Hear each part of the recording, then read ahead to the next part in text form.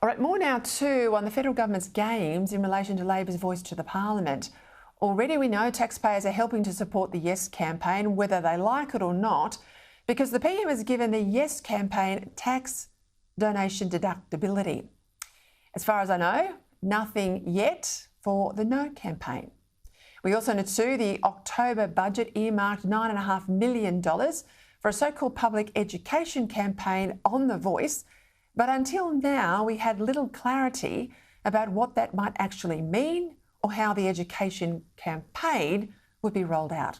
Well, today those details have now started to be revealed. Finance Minister Katie Gallagher, under the cover of what Labor are calling a, quote, comprehensive civics education program, which they say are at pains is about putting the facts out about the voice, not campaigning it, are revealing some of that detail. Well, memo to the mean girl, no one believes what you've said here. Gallagher's statement on how this funding would be spent says the National Indigenous Australians Agency will administer the $9.5 million, with the stated focus being getting people detail to understand the voice and changing the constitution. Now, it's hard to see any campaign to get this information out to voters not being a pro-voice push, and here's why.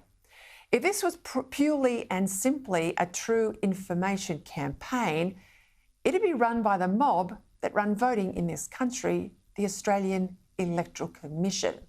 The fact that Gallagher says it'll be run by the Indigenous Government Agency charged with, according to the very government order that created it, the promotion of reconciliation and the closing the gap strategy, well, that to me says everything. Only a fool would believe that an Indigenous government agency with its voice-obsessed PM will be even handed about this vote, given the fact too that this National Indigenous Australians Agency sits inside the PM's own Department of Prime Minister and Cabinet.